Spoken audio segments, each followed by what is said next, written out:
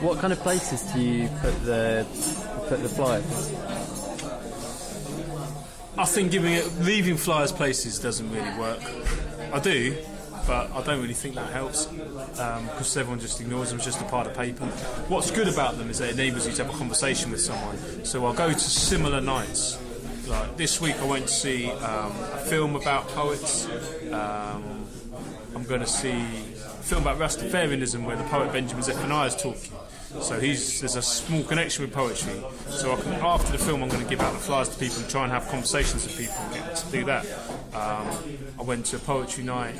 I went to a hip-hop night, and there's a connection there with hip-hop and spoken word. So I try and go to events where there's people who are already quite interested in what you're doing. They've got something in common, and then you give out flyers. And the best use of a flyer is if you've had a proper conversation with someone. Hey, do you know about poetry? Do you mind if I give you a flyer? Do you know anything about this? Oh, this is Kate Tempest. Kate Tempest, she's signed to Rob the Bank. You know Rob the Bank's on Radio 1. Rob the Bank's label, Radio 1. Roots Maneuver says she's great. Yeah, you know, Roots Maneuver hip-hop. Yeah, it's kind of like hip-hop. A bit like hip-hop, stand-up comedy. Performance poetry, you should try it out. You want to know a poem? I'll do you a poem. And then you have a conversation, and that's the best use of a flyer. But leaving them places might work. So it's like a sort of giant business card. Yeah, it's almost like an excuse to have that conversation. I mean, the first thing you've got as a basis of an audience is your friends, and your friends are friends. And that's good. That's like a solid core of people who'll come to your first event or your second event.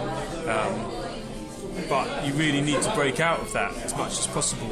And that means you need to reach out to as wide a group of people as possible, using the media, like print media, using social media, getting on Twitter, getting on Facebook.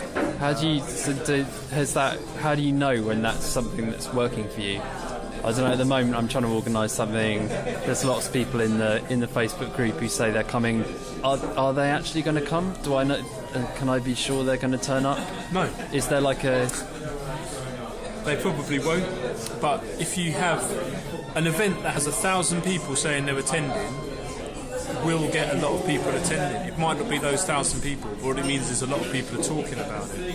So if you can get a lot of people clicking attending, that means there's a lot of people talking about your event. And even if those people aren't going to come, someone's going to come. I mean, it does. I think it does. The names on the list of attending on Facebook don't correspond to the names of the people who turn up. But the more people I have clicking attending, the bigger the night will be. Which means more people are talking about it. Twitter, I mean, it's all about, you've got to set up a Twitter account that is interesting to people. If you're just purely marketing, people get annoyed with it. They don't want to hear you constantly pushing your night. You need to be bigging up other people's nights, sort of spreading interesting news that people are going to be interested in, looking at what's trending, getting involved with those trends, and then promoting your night as well. So you need to build up lots and lots of followers on Twitter by becoming an interesting person that people will listen to, and then they'll come to your events. Yeah. So it doesn't sound like there are any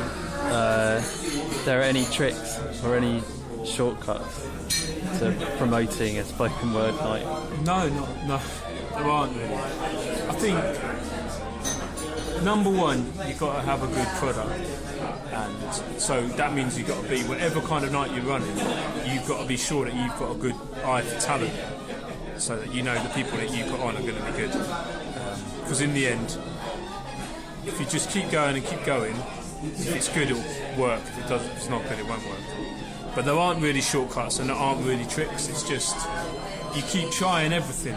You print off your posters, you put up your posters, you hand out flyers, you use social media, you go to other nights and you fly at other nights. How many times a day are you, or how many times a week are you speaking about and talking about Hammer and Tongue? I don't know. Quite a lot. Especially when it gets nearer the night, the 2 weeks building up to it, I'm making sure that I'm talking about it quite a lot, and I'm planning when I'm going to be putting it on my Facebook, or I'm planning shows I'm going to go to where I can fly. Cool. It's like it's just like yeah, it's an everyday thing, but the rewards are great when you get a show and the room's totally full and it's buzzing, and you've got a good review from someone. Then you feel good, and you've put on a good party, and everyone likes that.